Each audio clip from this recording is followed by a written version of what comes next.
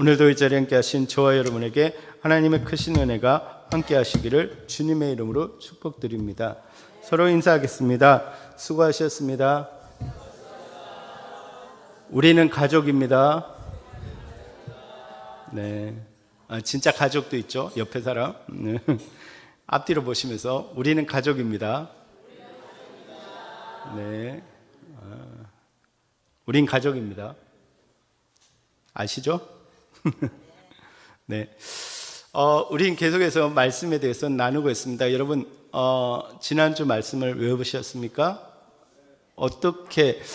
저는 좀 듣고 싶어요. 이렇게 일주일 동안 이 말씀을 가지고 살아갈 때에 어떤 역사들이 일어났든지, 어떻게 이 말씀이 내 삶에 역사했는지 좀 이렇게 듣고 싶더라고요.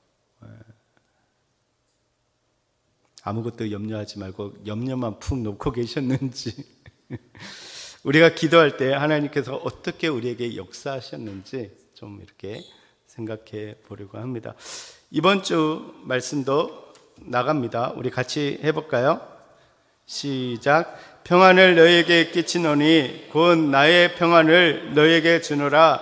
내가 너희에게 주는 것은 세상이 주는 것과 같지 아니하나니 너희는 마음에 근심하지도 말고 두려워하지도 말라. 아멘. 아멘. 네, 여러분 근심하고 걱정하지 마시기 바랍니다. 주님이 우리에게 평안을 주실 줄 믿습니다. 이 한 주가 평안한 한 주가 되시기를 바랍니다. 여러분 마음에, 여러분 삶에 평강이 충만하기를 주님의 이름으로 축복드립니다. 제가 오늘은 그래서 여러분 암송한 걸 갖다가 좀 이렇게 알아보고자 초콜릿을 준비해가지고 물었어요. 예. 그래도 여러분들이 다 외우시고 암송하고 계셔가지고 너무 기뻤습니다. 예. 다음 주에도 기대하겠습니다. 오늘 한 달 동안 우리가 하는데 좀 여러분들이 함께 했으면 좋겠습니다. 오늘 우리가 살펴볼 시편 19편은 언제 어떤 배경에서 지어졌는지는 알 수 없지만 다윗이 지은 시로 이스라엘 공동체가 함께 부르는 노래가 되었다라고 표현하고 있습니다. 제가 한번 추측을 해봤는데, 추측하건대 왕이 된 다윗이 지난날 자신이 목동이었을 때 밤새 들판에 이렇게 양을 지키며 앉아 있을 때 봤던 그 자연의 모습과 지금 왕이 되었을 때까지 지금까지 읽고 노래했던 하나님의 말씀들을 기억하면서 자신이 다스리는 이스라엘 백성들이 함께 이 거대한 자연과 말씀 가운데 나타나신 하나님의 영광을 찬양하고자 지은 노래라고 추측할 수가 있다는 거죠. 그러니까 정말 왕이 되어서 가만히 생각해 보니까 그 목동 시절에 그 광활했던 거대한 자연들을 바라보면서 그 안에 나타나신 하나님의 영광을 밤새도록 보면서 노래했던 것, 그리고 지난날 왕이 되기까지 많은 고난과 고통 속에서 외웠던 하나님의 말씀들, 노래했던 그 하나님의 말씀 속에 나타났던 하나님의 영광을 생각하니까 견딜 수가 없었던 거예요. 그래서 그것을 노래했고 이스라엘 백성들이 전체로 같이 노래하기를 원해서 19장의 말씀을 지었다라는 거, 그렇지 않았을까라는 생각을 해봅니다. 그리고 이런 배경에서 볼 때 시편 19편은 내용상 크게 세 부분으로 우리가 나누어 볼 수가 있습니다. 먼저 1절에서 6절까지는 다윗은 그 자연 속에서 나타난 하나님의 영광을 찬양하고 있습니다. 별도 보고 그 많은 자연들을 바라보면서 그 안에 나타나신 하나님을 찬양하고 있습니다. 그 다음으로 7절에서 11절 오늘 본문은 하나님의 말씀이 어떻게 하나님의 영광을 드러내는지에 대해서 노래하고 있습니다. 그리고 마지막 12절에서 14절까지는 이렇게 자연과 말씀 가운데 드러난 하나님의 영광에 압도된 다윗이 하나님께 드리는 기도입니다. 다윗은 마지막에 14절에서 이렇게 기도합니다. 나의 반석이요 나의 구속자이신 여호와여, 내 입의 말과 마음의 묵상이 주님 앞에 연락되기를 원합니다. 하나님은 정말 이 자연 가운데 정말 반석같이 나를 지켜주셨고 나의 구원자가 되어주셨습니다. 그래서 내 입의 말과 내가 주님을 묵상하는 그 마음이 하나님께 연락되기를 바랍니다. 이렇게 고백하고 있다는 거예요. 여러분, 이 고백이 저와 여러분의 고백이 되시기를 주님의 이름으로 축복드립니다. 그래서 우리가 이 말씀을 좀 이렇게 암송을 하면 너무 좋겠죠. 나의 반석이요 나의 구속사이신 여호와여, 내 입의 말과 내 마음의 묵상이 주님 앞에 연락되기를 원합니다. 이 가운데 오늘 본문은 앞서 말했던 것처럼 하나님의 말씀 가운데 하나님께서 어떻게 자신의 영광을 드러내시는지에서 노래하고 있다는 것입니다. 여러분, 언제 한번 이 자연을 보면서 여러분 하나님의 영광을 찬양한 적이 있으십니까?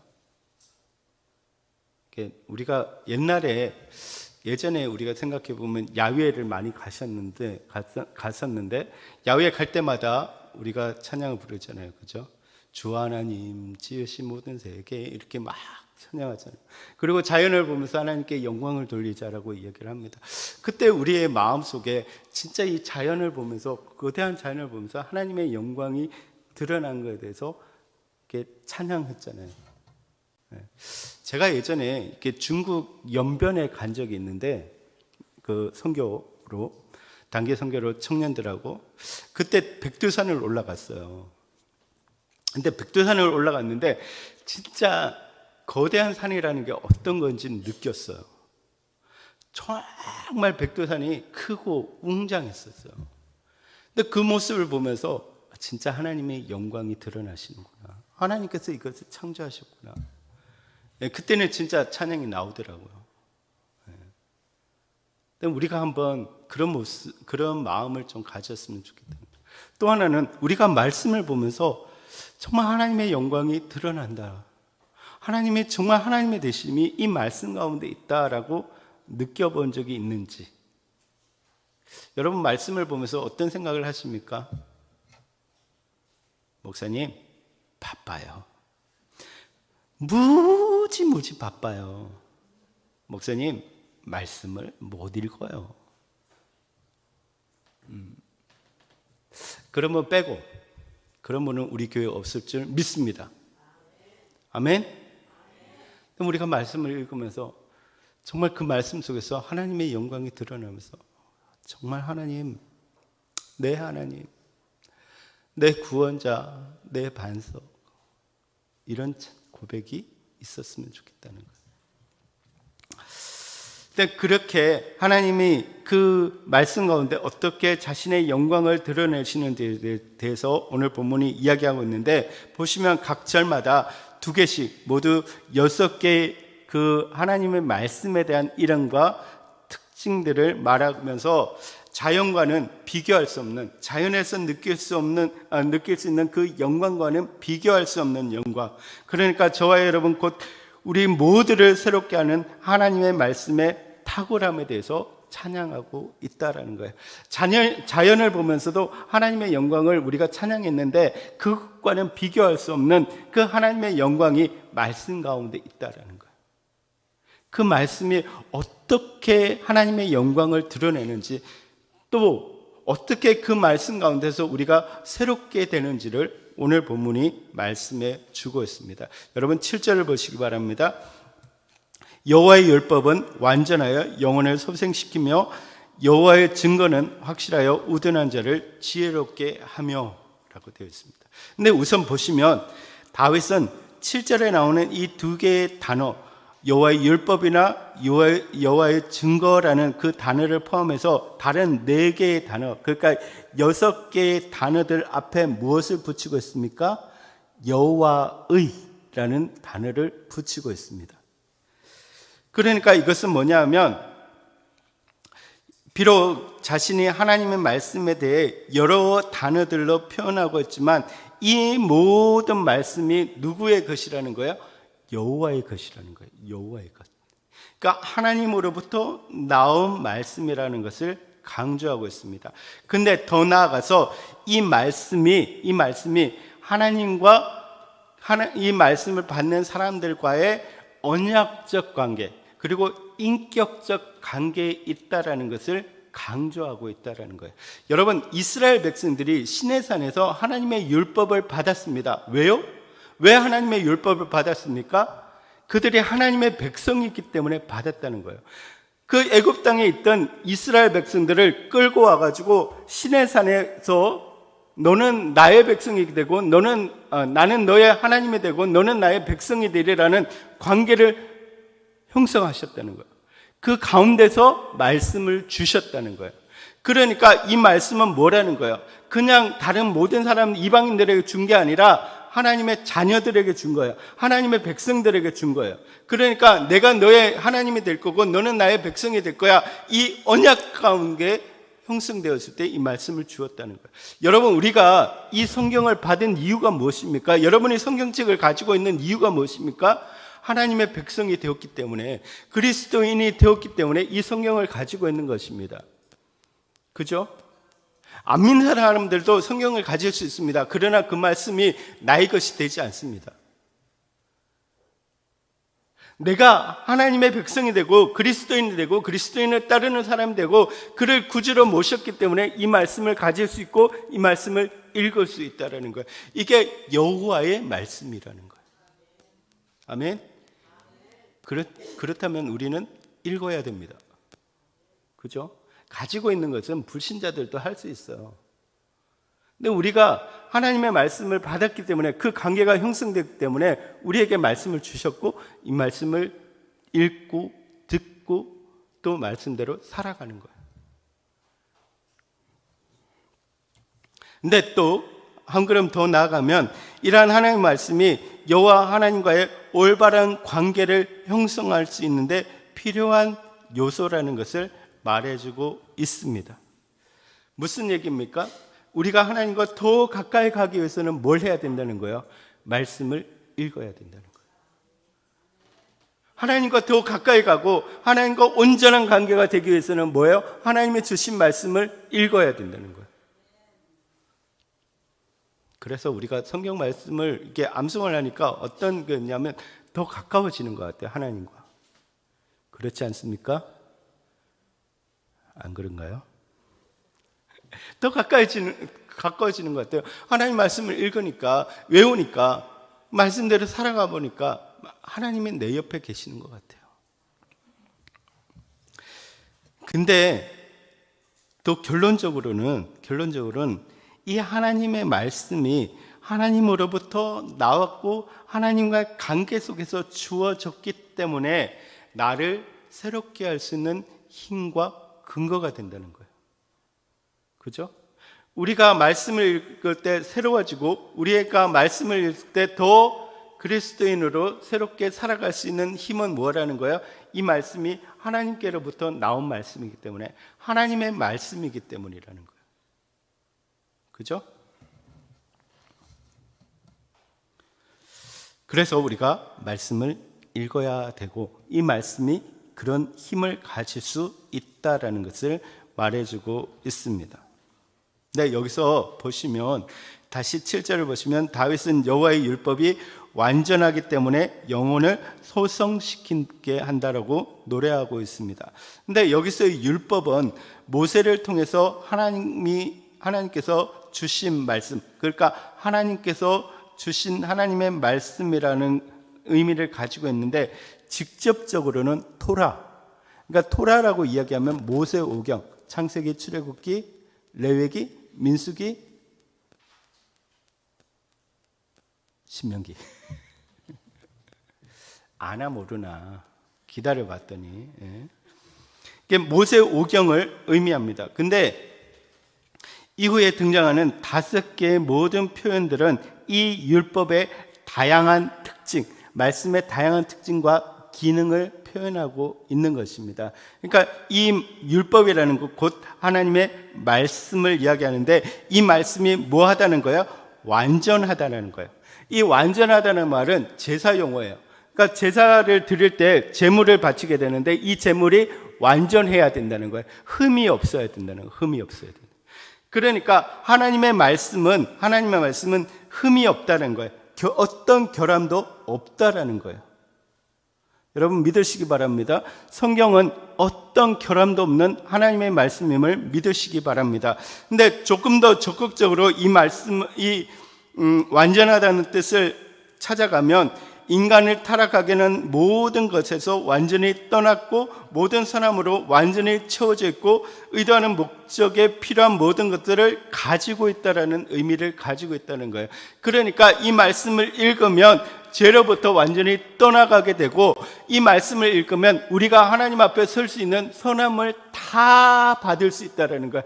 그러니까 우리가 하나님 앞에, 거룩하신 하나님 앞에 설 수 있는 것은 우리도 거룩해야 된다는 거예요.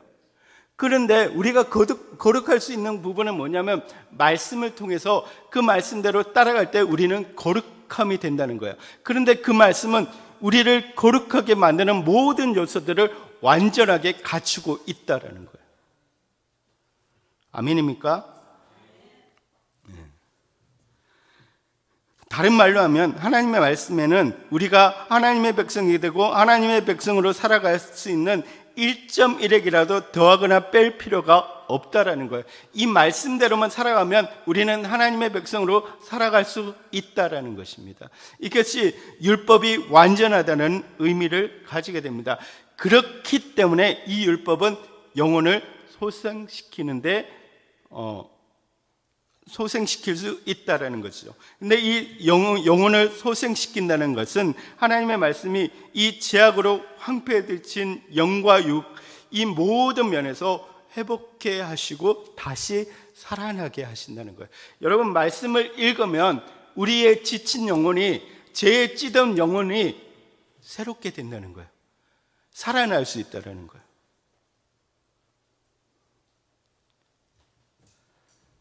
우리가 하나님께서 이 땅에 보내신 그 근본적인 목적으로 우리는 돌아갈 수 있다는 것. 왜?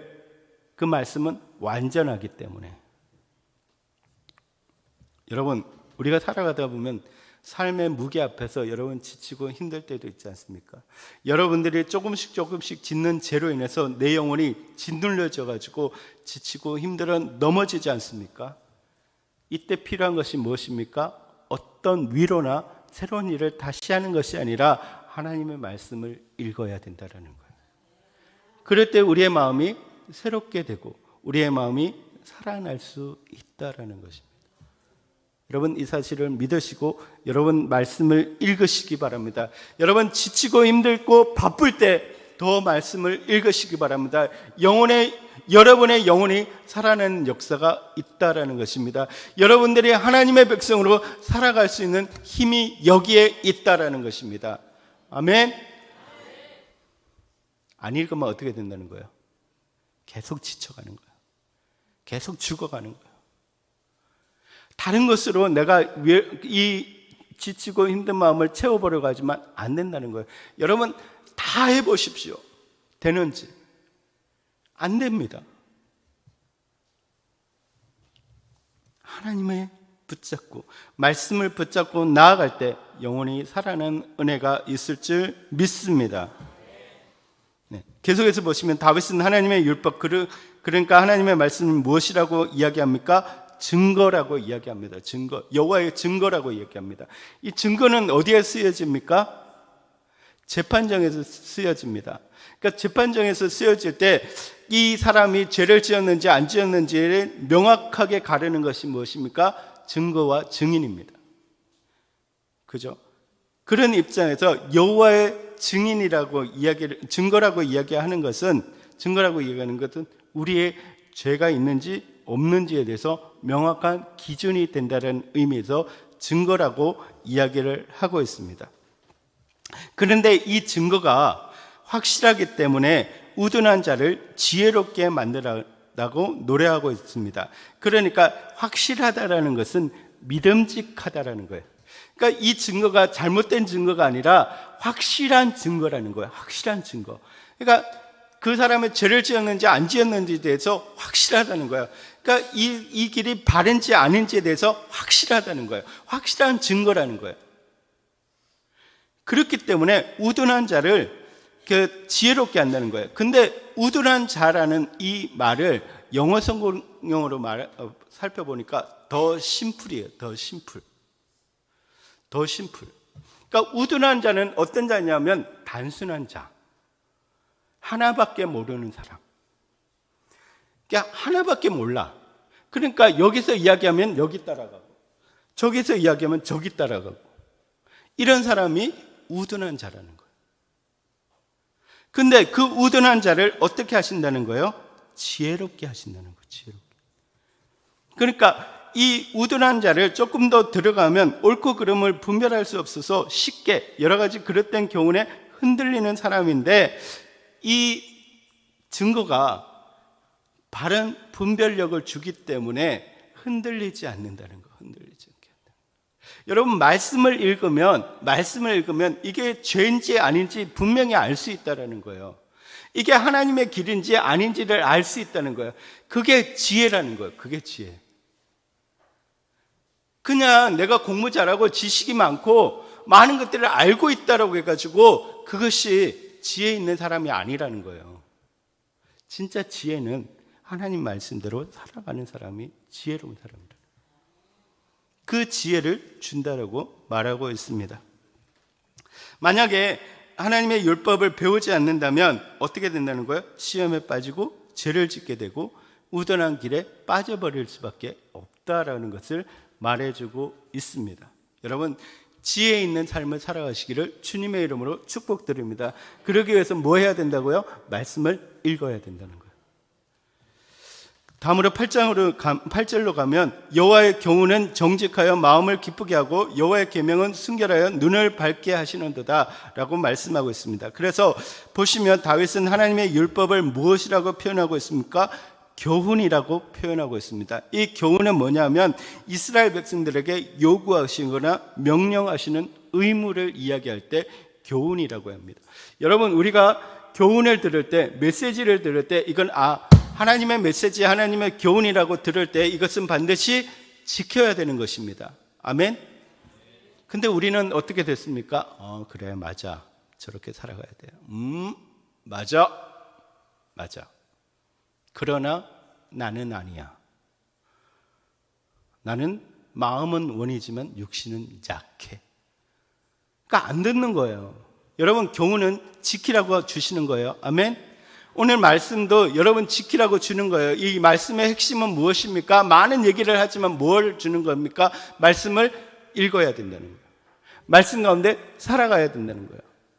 아멘? 근데 그 교훈은 어떻다라는 거예요? 정직하다는 거예요.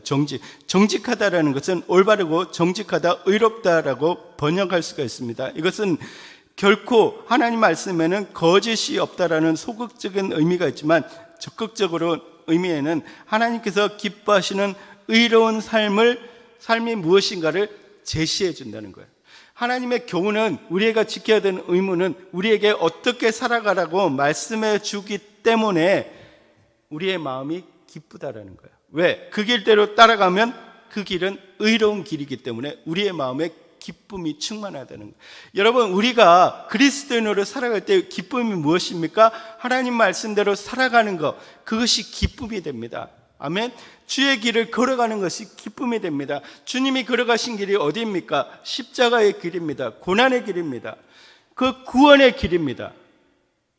우리가 그 길을 쫓아가는 것, 이것이 바른 길이고 이것이 주님이 걸어가신 길이라는 것을 알 때 우리 안에 기쁨이 충만하다는 거예요. 아멘? 아멘입니까? 여러분, 근데 그렇지 않은 삶을 살잖아요. 우리는 실제로 살아가면서 이 길이 아닌데도 불구하고 세상의 사람들이 가기 때문에 이 길을 가지 않으면 망할 것 같으니까, 이 길을 가지 않으면 내가 소외될 것 같으니까 하나님께서 가라는 길을 분명히 알고 있는데도 불구하고 다른 길로 가지 않습니까? 그러니까 우리 마음에 뭐가 있습니까? 세상이 가지고 있는 돈도 있고, 세상이 가지고 있는 자동차도 있고, 세상이 가지고 있는 집도 있고, 많은 것들을 가지고 있지만 내 마음속에는 언제나 뭐가 있습니까? 불안함이 있습니다. 왜요? 세상의 사람들은 신경 쓰지 않아요. 그 마음에는 기쁨이 있어요. 근데 우리는 뭐가 있어요? 내가 하나님의 백성인데, 하나님의 사람인데, 그리스도인데 내가 이 길을 걸어가도 돼? 그래서 항상 하는 얘기가 무엇입니까? 조금 지나면 내가 열심히 할 거야. 조금 더 나이가 들면 내가 교회로 돌아가서 열심히 할 거야. 이게 우리의 그거잖아요. 왜? 내 마음에 양심이 찔리니까. 내 마음에 두려움이 있으니까. 근데 여러분, 우리가 주의 길을 걸어가면 내가 비록 가진 것이 없고 고난의 길이고 힘들지만 그 길을 걸어갈 때 뭐가 있습니까? 기쁨이 있습니다. 주님이 주시는 평강이 있습니다. 아멘? 아멘입니까? 아멘입니까? 그 길을 걸어갑시다. 그 길을 걸어갑시다. 또한 여호와의 계명은 이라고 표현을 하고 있습니다. 그 계명은 순결하여서 눈을 밝게 한다라고 말씀하고 있습니다. 계명은 순결하다는 표현은 다르게 말하면 말씀에 오류가 없다라는 것입니다. 사람들의 어떤 제약도 이 말씀을 오염시킬 수가 없다라는 것입니다. 그렇기 때문에 이 말씀은 슬픔과 죄로 어두워진 그 눈을 맑고 밝게 해주신다는 거예요. 여러분, 우리가 말씀을 읽어 나가고 막 말씀대로 살아가면 우리 안에 뭐가 있습니까? 분별력이 생깁니다. 우리의 눈이 맑아집니다. 우리의 눈이 떠집니다.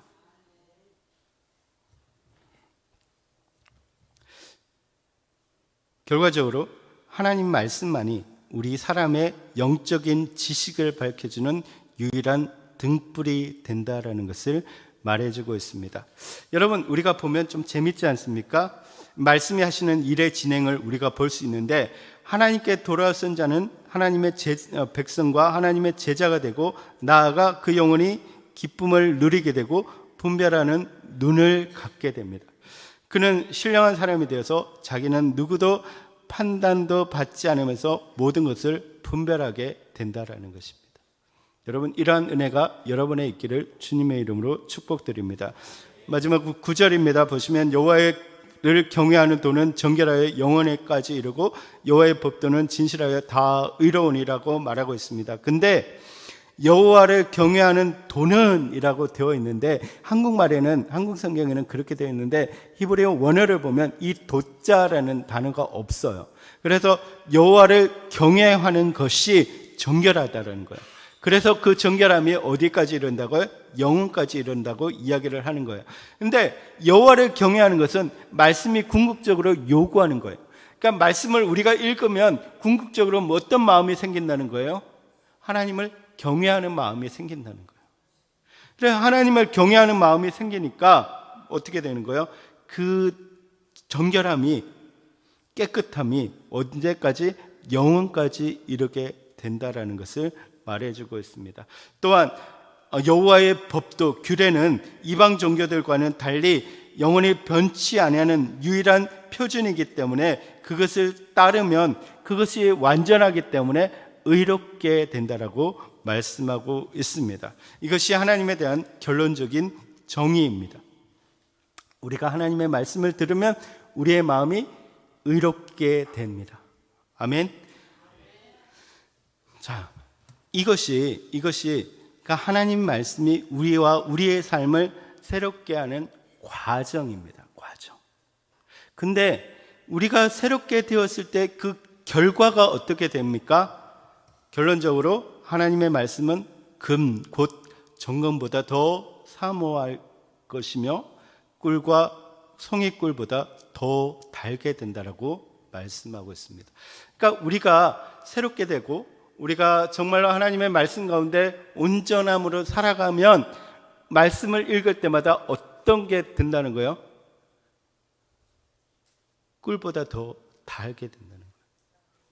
오늘 제가 말씀을 암송하면 뭘 드렸습니까?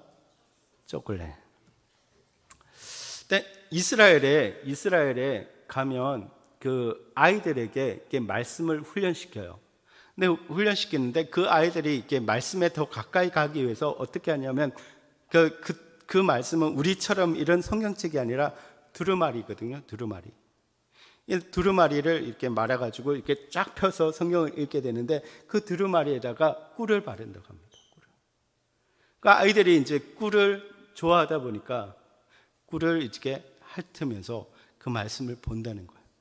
그러면서 주는 교훈이 뭐냐면 하나님의 말씀은 이 꿀보다 더 달다라는 거예요. 제가 초콜릿을 준 이유가 있습니다. 여러분, 하나님의 말씀은 그 초콜릿보다 더 답니다. 더 맛있습니다. 네. 여러분, 우리가 정말로 새롭게 되는 하나님의 말씀, 그 말씀이 여호와로부터 나왔기 때문에 힘이 있습니다.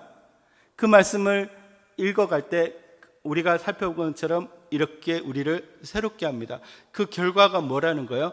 말씀을 우리가 꿀보다 더 달게 여기고 그 말씀 가운데 살아갈 수 있다라는 것입니다. 다른 어떤 것보다 정말로 말씀이 우리 안에 최우선이 된다라는 것입니다. 가치관이 달라집니다. 그죠? 꿀보다 그러니까 좀 약한 것 같아요. 금보다 더 좋습니다. 요즘 한돈이 이렇게 보니까 40만 원 넘더라고요. 네. 금 한 돈이 그 두 돈을 사니까 82만 원인가. 금보다 더 귀합니다. 아멘? 이것도 약한 것 같고 돈보다 더 귀합니다. 이것도 약한 것들은 어쨌든 여러분의 가치관이 바뀌어진다는 거예요. 여러분 새롭게 되는 그 말씀을 여러분 온전히 믿고 온전히 듣고 온전히 따라가는 여러분이 되시기를 주님의 이름으로 축복드립니다.